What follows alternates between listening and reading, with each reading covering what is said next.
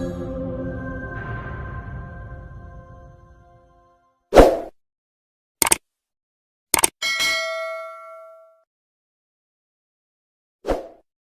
насловив кога Бог молчи и е дел серијата проповеди за Мојсей. Што ни следува понатаму? Ако читаме во Дела апостолски, иако тоа нема да го сретнете во втора Мојсеева во Излез, таму ни кажува дека кога навршија 40 години на Мојсей му дојде на ум да ги посети своите браќа, синовите Израилеви. Значи Мојсей кога се случи инцидентот или кога губи египтјаните и мораше да бега, тогаш имаше 40 години. Сега, Библијата, ако започнете со 3 глава, веднаш ви кажува дека тој ги пасеше овците на неговиот таст Јотор, кога му се јави Бог на планината Хорив. Колку години поминаа од кога избега до кога Бог му се јави, или со други зборови, колку години Мојсей помина во пустината ке неговиот дедо Јотор. Еве што пише во Дела апостолски. Кога поминаа 40 години, му се јави ангел во пустината на Синајската гора. Значи Мојсей точно 40 години беше домозет, да кажеме така. Беше во Мидијанската земја и ги пасеше овците на неговиот дедо. Кога ги читам овие работи, интересно се прашуваме добро што се случуваше за тие 40 години. Библијата во голема мера за ова нешто молчи. Во втора и во 3 глава, ако ги читаме Излез, не се кажува ништо за тој период, освен дека Мојсей се ожени.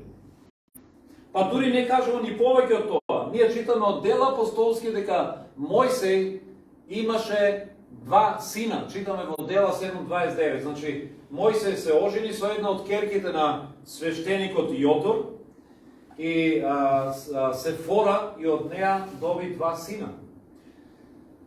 Ова нешто дури го немаме ни во книгата Излез. Како Бог да одлучил за овој период, тие 40 години, да не кажува ништо. Се што знаеме е само дека Мојсей имаше 2 сина. Но интересно е, понекогаш Библијата ни зборува и преку имињата што ги ставаат тие на своите деца или што се ставени на некои од библиските личности. И ќе видиме многу пати самите имиња ни кажуваат она што може би не ни го кажува библиската приказка. И овде многу јасно читаме и какво име реши да стави Мојсей на првиот син, Гирсам, и какво име стави на вториот син. И интересно, и за 2 сина Мојсей дава објаснување, или Библијата ни дава. Вели, Мојсей се согласи да остане при човекот Рагуил или Јотор, тој го ожени со својата ќерка Сефора и кога таа роди син му го даде името Гирсам. Зошто? Зашто рече странец сум во туѓа земја. Гирсам или Гиршом значи придојденик, странец или патник. Некој кој што е тука на минување, само патува. И ова ни зборува многу за тоа како се чувствуваше Мојсей додека беше во Мидијанската земја. Иако текстот не ни го кажува тоа нешто, името на неговиот син ни открива. Мојсей веројатно имаше чувство дека беше во Мидијанската земја, мене не ми е местото тука. Мене не ми е местото тука. Јас треба да сум во Египет, јас требаше таму да сум, требаше да сум со мојот народ. Мене не ми е местото тука. И тоа нешто толку го измачуваше дека тој е придојденик, дека е странец, дека тој е во туѓа земја, тука не треба да е, што кога се роди неговиот син, не го стави името на татко му, не знам на било кој, му го стави името придојденик, патник. И името на неговиот син толку звучно кажуваше како Мојсей се чувствува. Но му се роди уште еден син. И слушнете кој име го стави на вториот син. Вториот син се викаше Елиезер, односно Бог на мојот татко ми беше на помош и ме спаси од фараоновиот меч. Всушност, Елиезер значи само Бог помага. Бог помага. И зошто реши да стави такво име на неговиот син? Бог помага. Тој објаснува зошто. Затоа што Мојсей веруваше дека кога бегаше од Египет, Бог му помогна да се спаси од казната, од мечот на фараонот. И овие 2 имиња кажуваат многу за тој период на молчење, како се чувствуваше Мојсей. Во тој период од 40 години, веројатно овие 2 работи беа во срцето на Мојсей. Дека знаете, кога молчите, и еден збор многу кажува за вас. овие две нешта гледаме дека биле во срцето на Мојсей. Кога човек молчи и тие два збора значат многу. Првото, Мојсей верувал дека не му е местото таму. Тој верувал дека неговиот повик е во Египет. Ама веројатно направи грешка и мораше да бега и веројатно тоа го измачуваше. Второто нешто, гледате, Мојсей не му се љутеше на Бог. Можеби ќе се прашате како се чувствуваше Мојсей во земјата кај неговиот таст, во Мидијанската земја. Можеби го обвинуваше Бог, го критикуваше, но не. Името на неговиот втор син кажува: Бог помогна.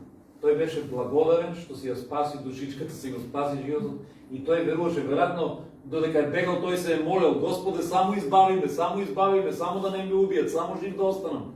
И кога стигна во Мидијан, тој рекол: Ох, Боже, фала ти. И не заборавил, тој на неговиот син му го стави името Бог помогна, или Јазар. Затоа овие две работи ни кажуваат многу за тоа како се чувствуваше Мојсей и што имаше во неговото срце за тие 40 години молк. Ова се 40 години во пустината. 40 години кога понекогаш изгледа дека Бог молчи. Интересно е дури изборот Мидијан, бидејќи тој избега во Мидијанската земја. Ако читате, има објаснување и за Мидијан што означува. Зборот Мидијан значи осудување или конфликт. И овој збор веројатно ни кажува нешто за тоа како се чувствуваше Мојсей во Мидијанската земја. Во неговото срце веројатно имаше некаков конфликт, некаква борба внатрешна, можеби осудување. Не осудување кон Бог, но кон самиот себе си. Може и Мојсей се осудуваше за грешката што ја направи. Може Мојсей си велеше цело време: ова што го направив е непростително. Таа грешка што ја направив не ми требаше. Сега ќе бев таму, ќе помогав на мојот народ. Направив нешто многу лошо, направив нешто многу тешко. И кај Мојсей имаше конфликт, состојба на осудување, состојба на неможност да се соочи со неговата грешка. И тоа беа првите години, 40 години, тоа се вторите 40 години од животот на Мојсей. Не знаеме што друго имаше во неговиот ум. Можеме само да претпоставуваме. Може и Мојсей се прашуваше зошто Бог дозволува пустина во мојот живот. Може би зошто Бог молчи, бидејќи никаде не читаме за тие 40 години дека Бог му зборуваше нешто на Мојсей. Зошто Бог веднаш не одговара на моите молитви. И тоа се прашања што многу пати и ние си ги поставуваме кога минуваме низ еден таков период на пустина. Дури и некој тој период од 40 години во кој што беше Мојсей го нарекуваат школото наречено пустина. Бидејќи многу теолози се согласуваат дека Бог намерно го стави Мојсей во една таква позиција, во едно такво школо во кое што тој сакаше да работи на карактерот на Мојсей. Кога зборуваме веќе за пустината, можеме да видиме како, например, Јов исто така се чувствуваше во слична ситуација како што веројатно Мојсей. Знаете, Јов во една прилика имаше се, беше верен на Бога, но во еден момент тој загуби се. Ѓаволот реши да го искушува, побара од Бог да дозволи да тој му одземе се, му одзема имот, стока, се што имаше, дури неговите синови загинаа. И дури и се чепна и до неговото здравје, така да Јов беше целиот со лути рани. И во еден момент Јов си го поставуваше истото прашање. Во 23 глава или кога би знаел како да го најдам Бог, како да стигнам до неговиот престол. Ако тргнам кон исток, не можам да го најдам. Кон запад, вели, го немам. Барам на север, не го забележувам. Невидлив е, ако се завртам и на југ. Јов го имаше истото чувство, како да е во пустина, го бара Бог, а Бог го нема. Дали си се чувствувал понекогаш така? Се чувствувал како Бог да е далече. Кога може би најмногу ти треба, викаш, ама одговор нема. Баш како да си во пустина, како Мојсей кога беше во пустината. И се прашуваме зошто Господ дозволува да бидеме во пустина. Во Второзаконие 8 глава 2 стих, таму ни е дадено едно објаснување зошто Бог понекогаш дозволува. И слушате што е. Спомнувај си за целиот пат по кој Господ твојот Бог те воведе низ пустината, Во овие 40 години. Зошто? Што пишува? За да те смири, за да те испита и за да дознае што ти е во срцето. Дали сакаш да ги држиш неговите заповеди или не сакаш. Бог понекогаш намерно дозволува да бидеме во пустината, за да може да го преиспита нашето срце. Да може да го нашиот карактер изобличи, да го нашиот карактер всушност да му даде еден нов облик.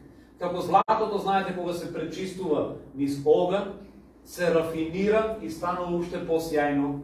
Понекогаш пустината за нас е период кога нашиот карактер се пречистува. Кога Бог не става во ситуација да може да се нашето срце преиспита и да види докаде е нашето срце верно и послушно на Бог. Мојсе кога беше во Египет, тој беше брз, пргав, сакаше се да направи на свој начин, не беше спремен да чека на Бог, не беше спремен да го слуша. Тој го гледаше проблемот, гледаше дека неговиот народ се измачува и сакаше сега нешто да направам, сега ќе преземам. Сега во пустината Бог го учеше дека треба да постапува поинаку. Бог го учеше на трпение, на смиреност, на тоа да чека на Бог и да има доверба во Бог. Затоа беа тие 40 години пустиња во кои што Мојсей имаше чувство како да не прави ништо. 40 години само со овцичките, си ги пасеш овцичките секој ден, со овците на полето, назад. Секој ден тоа беше работата на Мојсей. 40 години. Може да замислите, толку голем водач како Мојсей, кој што 2 милионски народ подосна водеше, толку голем потенцијал во Мојсей, а сепак 40 години да не правите ништо, само во пустињата и си ги пасете овцички. Сега, кога овие работи ги читаме и кога гледаме, можеби се прашуваме, добро, зар не е сепак премногу 40 години? Нели, Бог можеше да го учи Мојсе на некоја лекција, а би на школа кога одиме 3, 4, 5 години факултет, па завршуваш од 40 години многу големо школу. Колку ли Мојсе паѓаше на испитите за да може 40 години да биде на школу. Но знаете, ако гледаме и многу други слуги Божи минуваа низ лично школу, низ некаков вид на пустиња. Јов, веќе спомнавме, Јов имаше еден период кој што требаше да го рафинира своето срце и да ја покаже својата вера. Ние не знаеме колку време Јов минуваше низ тој тест. Кога ја читаме книгата Јов, имаме чувство како тоа да било недела време. Ама некои сметаат дека дури и 2 години период е бил. Замислете 2 години период на маки, на љути рани и вие да му останете верни на Бог. Може би повеќе. Исто така гледаме дека подосна Израел помина низ пустињата 40 години. Израелскиот народ и таа генерација требаше исто така да биде ставена на тест. Јован Крстител, ако читаме за него, и тој живееше во пустината и тој се учеше на смиреност и на понизност. Во Стариот Завет исто така читаме за пророк Илија, кој што требаше еден период да биде во пустината. Па дури и самиот Господ Исус помина 40 дена во пустината, во смиреност, поминувајќи време со неговиот Отец Небесен, подготвувајќи се за службата што му престоеше. Джон Бивир, кој што има напишано една книга, Боже, каде си, мислам, голема мера зборува на оваа тема.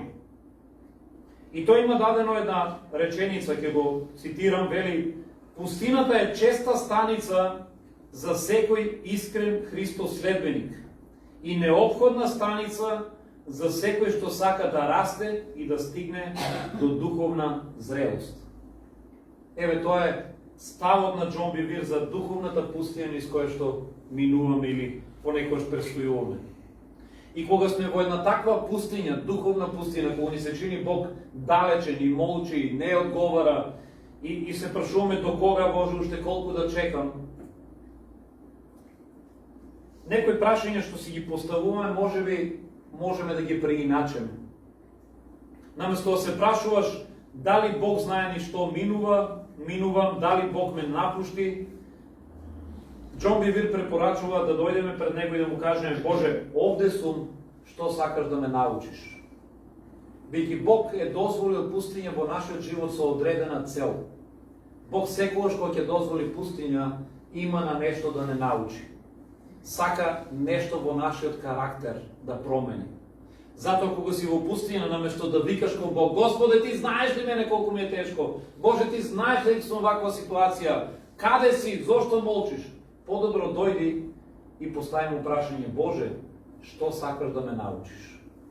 Што сакаш да извлечам како поука од пустината низ која што минува? Кога Мојсей го пасеше стадото на неговиот тест Јотор, тој, интересно, веќе беше на 40 години. И следните 40 години го правеше тоа нешто. Јас си го поставував да го читам овој текст и го поставував прашањето: како ли Мојсей се чувствуваше? Замислете, може би Мојсей си размислуваше во себе: јас сум потпун неуспех. Јас сум потпун губитник. Представете си за тие 40 години кога Бог беше во пустината, кога Мојсей се извинувам. Што имаше постигнато Мојсей? Што имаше постигнато? Успеа ли да оствари нешто големо, да постигне нешто? Не, ние сакаме сите, кога ќе се завртеме назад, Мојсей кога му се јави Бог, веќе имаше 80 години. Не знам дали некој од нас ќе дочекаме 80, ама кога ќе сме на 80, ако ги имаме тие, сигурно ќе сакаме да се завртиме на назад и да погледнеме дека нешто сме постигнали. Што беше постигнал Мојсей? Тој зад себе имаше една голема грешка, уби човек и мораше да бега, и после тоа единствено големо достигнување што му беше се ожени и имаше 2 деца. Па дури и овците што ги пасеше не беа негови. Интересно, си викаме, а овој Бог како да сака да ме обрука, дури и пишува во Библијата, вели и ги пасеше овците на неговиот таст Јотор. И шо мораше па и тоа да биде напишано? Па нека си пише, си ги пасеше овцичките, кој ќе знае чиви се. Ама овде и тоа беше нагласено, како да сакаше Словото Божјо да ни каже: и овците што ги пасеше Мојсей не беа негови. Не беа негови. Што имаше постигнато? Се обидов да направам таму нешто во Египет, не успеав, од 20 жива глава спасив, дојдов тука, успеав еве да се оженам, 2 деца и тоа е мојата кариера. Тоа е се што можев да направам. За 80 години тоа се моите постигнувања. Тука сум еве сега на некоја си планина, пасав некои овцички, никој ништо, никој не знае за мене. Може би Мојсей така си размислуваше. Може би се прашуваше: добро, која е смислата на мојот живот? Која е целта? Зошто да продолжим понатаму? Шо? Да пасам овци до крајот на животот? Што ќе биде со мене? Но она што следуваше, можеме од тоа да научиме барем 3 работи. Оно што следуваше и што го читаме во 3-та книга, вели: Мојсей ги пасеше овците на деда си Јотор, мадијанскиот свештеник. Гонејќи го така стадото по пустината, дојде до Божјата гора Хорив. И Господов ангел му се покажа во распламнат оган од една капина. Тој се загледа, целата капина беше во пламен, а сепак не изгоруваше. И си рече: ајде да се доближам, рече Мојсей, и да ја наблюдувам оваа чудна гледка, зашто капината не изгоруваше. И кога Господ виде дека приоѓа да разгледа, Бог го повика од капината и рече: Мојсей, Мојсей! Еве ме, се јави. Не приближувај се наваму, рече: собуј обувките од нозете, зашто местото на кое што стоиш е света земја. Јас сум, продолжи Бог на твојот татко, Бог Аврамов, Бог Исаков, Бог Јаковов. И Мојсей го засолна лицето, бидејќи се плашеше да гледа во Бога. Ако читаме понатаму, ќе видиме, ќе го разгледаме тоа и во на следната проповед, Бог му се јави лично на Мојсей и го повика да се врати повторно во Египет, бидејќи му кажа дека го избрал него, тој да биде избавителот на еврејскиот народ. Погледнете на еднаш кој пресвртна на станите. Овој Мојсей кој што до вчера веројатно веќе се беше помирил дека од неговиот живот нема ништо, сигурно се викаше: ја 80 години направив, што јас можам сега повеќе да постигнам? си пасам тука некои овцички, не са ни мои. Наеднаш му се јавува Бог и му вели, за тебе имам план, Мојсе. Јас сакам да одиш во Египет, сакам да те употребам, да спасиш еден цел народ. Еве кои работи можеме да ги научиме овде. Прва работа што можеме да го научиме дека Бог може и најчесто ни се открива кога сме во пустината. Бог најчесто ни се открива и ни зборува таму. Кога нас се ни врви, кога се ни е убаво, кога се ни е добро, ние понекогаш и забораваме да го бараме Бог. Но кога сме во пустината, тогаш нашето срце е отворено да слуша. Тогаш нашето срце е подготвено и е смирено да Божиот дух ни зборува. И затоа Бог најчесто ни се јавува таму кога сме во пустината.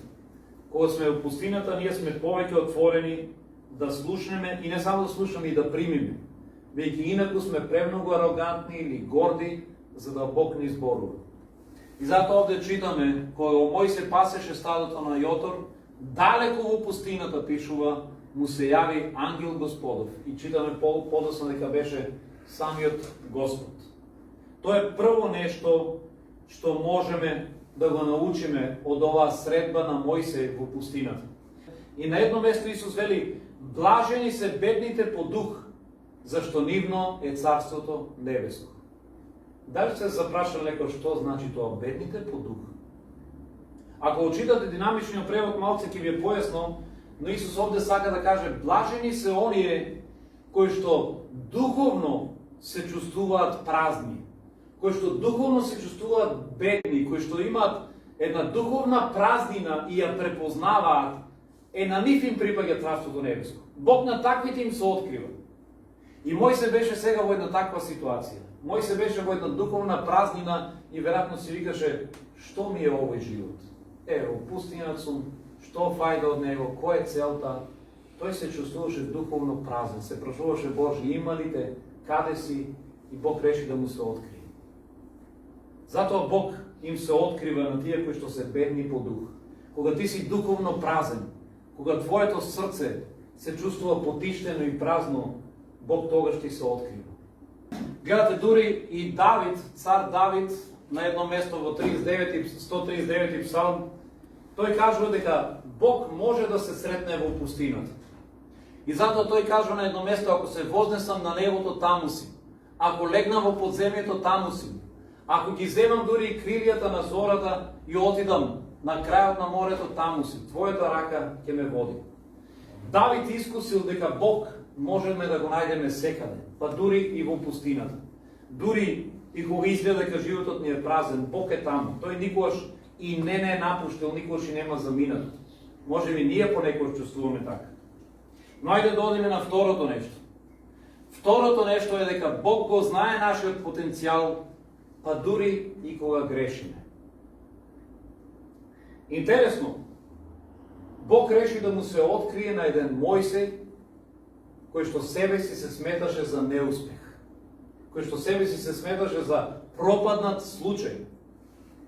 Сеедно како некој политичар фатен во криминал и кој веќе му е дал оставка или е разрешен од позицијата, ние што ти кажеме, за овој политичар веќе нема иднина, готово заборавите веќе на политика. Добро е што си се спасил од затвор, ама со таков криминал фатен, повлечи си и готово. И веројатно и тој политичар и така ќе си размислил за себе си. Но Мојсе тука направи една катастрофална грешка, отиде во пустината и веројатно си велеше за мене веќе нема што ја да чекам, нема што веќе да очекувам Бог и понатаму мене да му употреби. Но погледнете на тој Мојсе, му се јави Бог и рече, Бог, Мојсе, имам за тебе работа. Ајде станувај, сакам да одиш во Египет, сакам да го избавиш твојот народ. Бог многу добро го знаеше потенцијалот кој што беше во срцето на Мојсе. И ова е охрабрително за нас. Ова ни кажува дека Бог многу добро го знае и твојот и мојот потенцијал. Може би ти понекогаш си викаш, што Господ може да направи со мене? Кој е фајда од мене? Мене не ме бива за ништо. Не ме бива ни да пеам, ни да проповедам.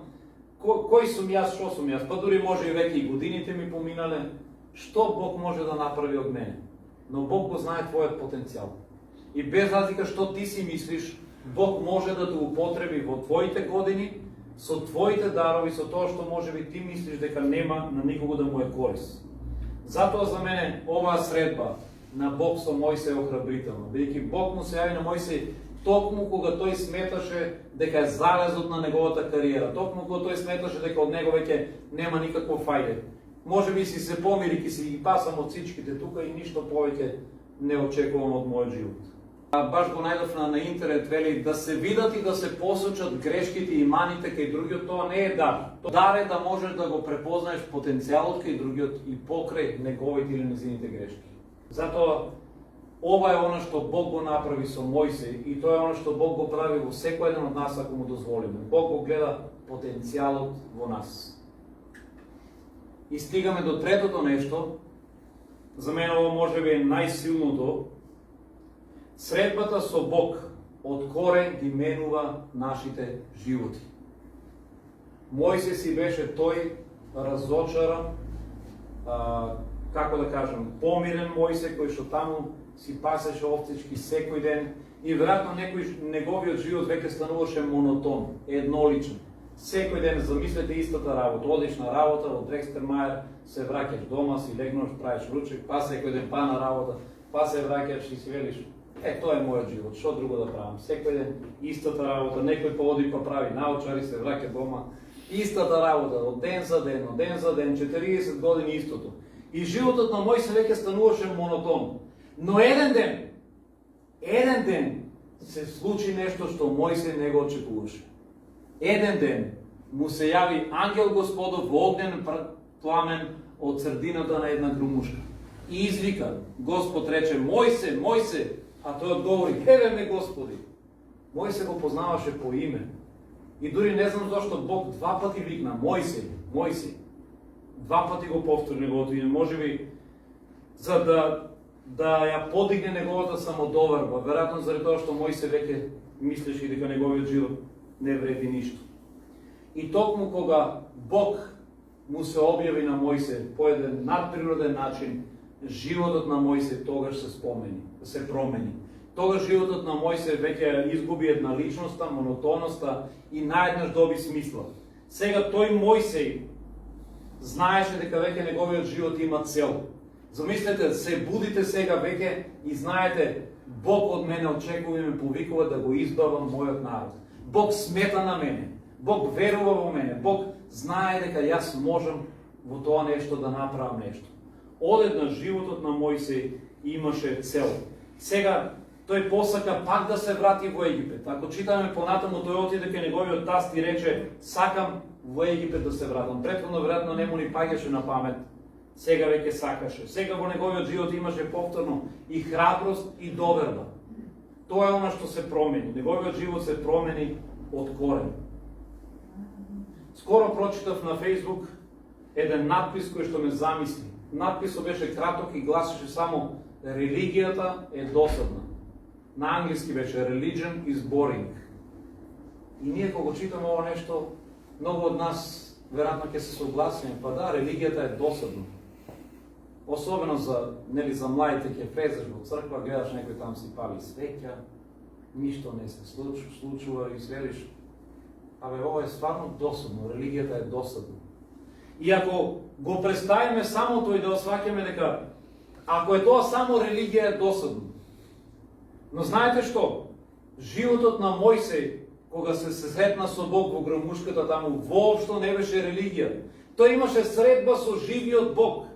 И тоа е разликата помеѓу живата вера и религијата. Религијата е само правење на некои ритуали, додека живата вера значи да имаш еден жив однос со Бог. И Мојсе го имаше тој жив однос. И кога ќе се сретнете со него, вашиот живот повеќе никош нема да биде ист. Тој ќе се промени од корен. Но сведоштво, Гери Вилкерсон, синот на Давид Вилкерсон, имаше прилика да сподели за нешто што се случувало со неговиот син. Сакам за тоа да ви споделам вечер. Како навистина Бог менува животи. И после средбата со живиот Бог никош не можеме да сме исти. Гери Вилкерсон, замислете, тој е син на човек кој што започна едно движење, Teen Challenge, и отвори центри низ целиот свет кои што се борат и помагаат на зависници да се справат во нивната зависност од дрога, да се ослободат од зависност.